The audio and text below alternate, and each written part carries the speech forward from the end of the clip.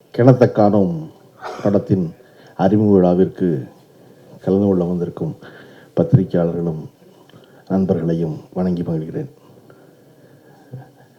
இயக்குனர் நெல்சன் சொன்னது போல் ஒவ்வொருத்தரையும் தனிப்பட்ட விதத்தில் தனக்கு தெரியுங்கிற சொல்லியிருந்தார் இல்லையா, அப்படி இந்த படத்தில் தொடர்புடைய எவரையும் தனிப்பட்ட விதத்தில் எந்த வகையிலையும் அறியாத வேணாம். எனக்கு தயாரிப்பாளர் ரமேஷ் பாபு அவர்களை எனக்கு 8 வருஷமாக தெரியும், 10 வருஷமாக தெரியும், 12 வருஷமாக தெரியும், எல்லாரும் சொல்லியிருந்தாங்க. எனக்கு நேற்று தெரியும். ஆனால் என்னென்னா, அந்த ரமேஷ் பாபுவை பற்றி தொடர்ந்து நான் கேட்டுகிட்டே இருந்திருக்கேன். உதவி இயக்குநர்கள் எல்லோரும் சொல்லி சினிமாவில் எவர் வெற்றி பெறுவார் என்றால், எவரெல்லாம் உதவி இயக்குநர்களை பொன்னை போல பார்த்து கொள்கிறார்களோ அவர்கள் பெருவெற்றி பெறுவார்கள் என்பது என்னுடைய நம்பிக்கை. தன் படத்தில் இருக்க உதவி இயக்குநர்கள் இல்லை, பொதுவாகவே தன் படத்தில் வேலை செய்கிற ஆளை நல்லா பார்த்துக்கிறதே அதிகம்.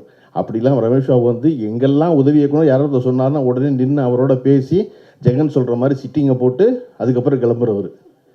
எனக்கு சாய்ராம்னு சொல்கிற ஒருத்தர் சிட்டிங்கும் போடுவார்னா ஒரே குழப்பமாக இருந்துச்சு. என்னடா சிட்டிங் போடுறாள், சாய்ராம்ங்கிறாரு, சாய்ராம் சிட்டிங் போடுறாரு அப்படின்னு. ஆமாம், நான் அப்படி தான் டேரக்டர் வசந்த் ஒரு தடவை விளம்பரம் பண்ணும்போது சாய் வசந்த்ட்டார், நான் வேறு யாரோ போலன்னு நினச்சி கடந்து போயிட்டேன். அப்புறம் தான் அந்த வசந்த் தான்ப்பா இந்த சாய் வசந்த்னாங்க.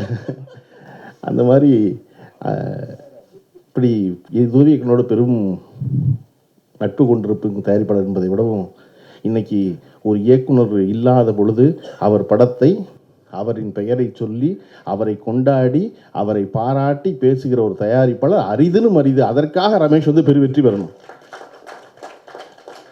ஏன்னா எல்லா படமும் ஆரம்பிக்கும் போது இயக்குனரும் நடிகரும் போல உலகத்தில் சிறந்த நண்பர்கள் இருப்பதே இல்லை. படம் முடியும் போது அவர்கள் இதுவரை போல மிகச்சிறந்த எதிரிகள் இருப்பதே இல்லை தமிழ் சினிமாவில். அப்படி இருக்கும்போது படம் முடிந்த பிறகும் அந்த இயக்குனரை கொண்டாடி கொண்டிருக்கிற அவருடைய இல்லாமையில் அந்த இயக்குனரை கொண்டாடி கொண்டிருக்க ஒரு தயாரிப்பாளர் போற்றத்தக்கவர். அந்த வகையில் ரமேஷ் பாபு தொடர்ச்சியாக நாம் எல்லாராலும் போற்றப்பட வேண்டியவர்.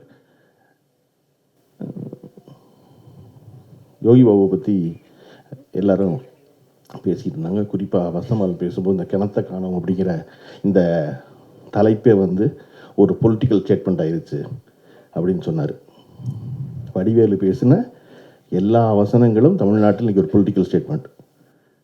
வடிவேலுங்கிற ஒரு மனிதன் இல்லாமல் இன்றைக்கி தமிழ்நாடு விடிவதில்லை, தமிழ்நாடு முடிவதில்லை.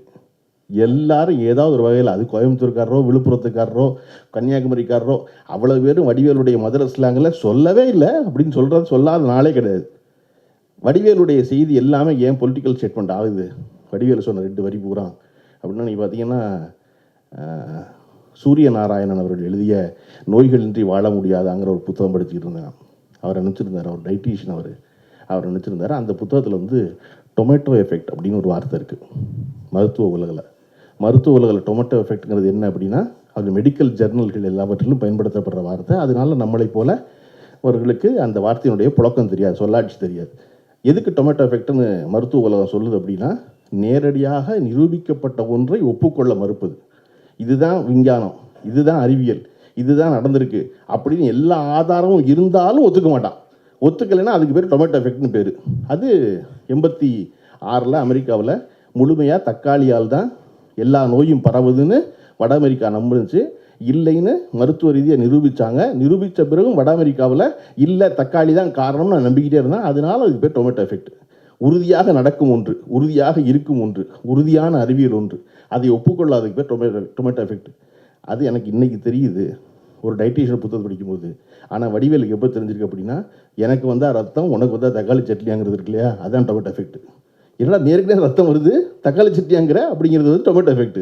நேரடியாக ரத்தம் இருக்குது ஆனால் நீ தக்காளி சட்னிம்பியா அப்படின்னு. அப்போ ஒரு நகைச்சுவை நடிகன் என்பவன் சொல்லுகின்ற ஒரு வார்த்தை ஒரு அரசியல் செய்தியாக மாற முடியும் அப்படின்னா, நகைச்சுவை நடிகர்களை தமிழ்நாடு அவ்வளவு சிறந்தவர்களை வைத்திருந்திருக்கிறது. அந்த வரிசையில் இன்னைக்கு யோகி பாபு இடம்பெறணும் தான் எல்லாரும் வாழ்த்துறோம். ஆனால் நிவாஸ் பிரசன்னாவும் யோகி பாபுவும் எல்லாவற்றையும் அவர்களுடைய வாழ்நாளில் அறிந்து கொள்ள முடியாது. என் வாழ்நாள் அறிஞ்சிக்கிறோம் எல்லாத்தையும். எவனோத்து இருந்திருக்கான், யாரோட நடத்தியிருக்கான், அவன் சொன்னதை வச்சு தான் தெரிஞ்சுக்கிறோம் இல்லையா? சினிமாவில் எப்பொழுதும் என்ன செய்யக்கூடாது அப்படின்னா, அட்வைஸ் மட்டும் பண்ணக்கூடாது. ஏன்னா யார் அட்வைஸையும் யாரும் கேட்க மாட்டான். கேட்பாங்களா யாராவது? ஏன் சினிமாவில் கேட்க மாட்டாங்க? ஏன் கேட்க மாட்டாங்கன்னா, ஏற்கனவே வீட்டில் சொல்ல கேட்காம தான் இங்கே வந்திருக்கோம் இல்லையா? சினிமாவுக்கு யாரெல்லாம் வந்தா, யாரெல்லாம் வீட்டில் சொல்கிறது கேட்கலையோ, யாரெல்லாம் வாத்தியார் சொல்கிற கேட்கலையோ, ஆசிரியர் சொன்ன கேட்கலையோ, பள்ளிக்கூடத்தில் சொன்ன கேட்கலையோ, அவர்கள் எல்லாம் சினிமா கிளம்பி வந்திருக்கோம். இங்கே வந்து எப்படி இன்னொருத்தர் சொல்கிற கேட்போம்? கேட்க மாட்டோம், அதெல்லாம் எனக்கு தெரியும்போம். அப்போ இங்கே என்ன செய்யணும்? பகிர்ந்துக்கணும் எல்லாத்தையும். எனக்கு தெரிந்த வந்து இன்னொருத்தருக்கு சொல்லணும், இன்னொரு தெரிஞ்ச உடனே எனக்கு சொல்லணும். நம்ம கவுண்டமணி இன்றைக்கி வரை ஏன் கொண்டாடுறோம் இல்லையா? ஏன் கொண்டாடுறோம் அப்படின்னா, கவுண்டமணி வி. சேகர் அவர்களுக்கு 5 லட்ச ரூபாய்க்கு சம்பளத்தில் படம் பண்ணுவார். படம் பண்ணும் பொழுது கூடவே வந்து ஒரு பெரிய ஹீரோடைய படம் கேட்பாங்க. கேட்கும்போது கவுண்டமணி எந்த கவலையும் இல்லாமல் 25 லட்ச ரூபா சம்பளம் சொல்லுவார். அந்த பெரிய கம்பெனி தவிச்சிரும். என்னடா அந்த வி. சேகர் நம்ம ஸ்டுடியோவில் தான் எடுக்கிறாரு, 40 நாள் டேட் வாங்கி கொடுத்துருக்காரு கவுண்டமணி, அதுக்கு 5 லட்ச ரூபா சம்பளம், நமக்கு 5 மடங்கு 25 லட்ச ரூபாயா 10 நாளைக்குன்னு கேட்டபோது கவுண்டமணி சொல்கிறேன், அவன் என்னை ஹீரோ வச்சுருப்பான், நீ எடுப்பியா? உன் படத்தில் யாரோ ஹீரோ, நான் பக்கத்தில் நிற்பேன், அதனால உனக்கு 25 லட்ச ரூபா சம்பளம். அவன் என்னை வச்சு 40 நாள் எடுப்பான், நான் தான் எல்லா முக்கிய வசனத்தையும் பேசுவேன், நான் தான் என்னுடைய வாழ்க்கை மாறப்போகுது. அதில் என்னை எந்த படம் ஞாபகம் வச்சுருப்பாங்க? இந்த 5 லட்ச ரூபா படம் தான் ஞாபகம் வச்சுருப்பான்.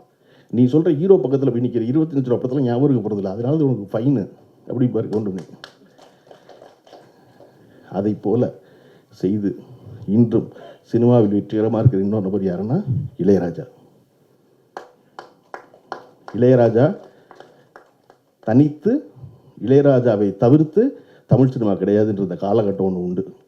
வெறுமனை ஒரு பிளாக் அண்ட் ஒயிட்டில் ஃபோட்டோ போட்டு ராகதேவனின் இசையில் போட்டால் எல்லாரும் வந்து வாங்கிக்கிறவாங்க படத்தை. அவர் லேசாக 92 அந்த இடம் பறிபோகுது. அதை பற்றி அவர் கவலைப்படல, நடத்திக்கிட்டே இருக்கார், படம் பண்ணிக்கிட்டே இருக்கார், தொடர்ந்து நடக்குது, வெற்றி படம் கொடுக்குறாரு. மறுபடியும் அவதாரங்கிற படத்தை நான் பார்க்குறேன். 97-98 கமலால் இளையராஜான்னு பேர் போட்டால் அரங்கம் அதிருது. இன்றைக்கும் இளையராஜான்னு பேர் போட்டால் அரங்கம் அதிருது. ஒரு மனிதர் எப்படி தன்னுடைய இடத்தை விட்டு விலைக்கு நின்று 30 வருஷம் கழிச்சு கைதட்டு வாங்குறாரு அப்படின்னா, இளையராஜா ஒரு பொழுதும் பெருநிறுவனங்களுக்கு மட்டுமே படம் பண்ணலை. எவரிடம் பணம் இல்லையோ அவருக்கு இளையராஜா படம் பண்ணிக்கிட்டே இருந்தார். இளையராஜா உச்சத்தில் இருக்கும் பொழுது வாங்குகிற சம்பளம் குருவிக்கரப்ப சண்முகத்துக்கு அந்த சம்பளம் கிடையாது. குருவிக்கரப்ப சண்முகம் படம் எடுக்க வந்தார், மாப்பிள்ளை மனசு பூ போலாம் படம் எடுக்கிறாரு.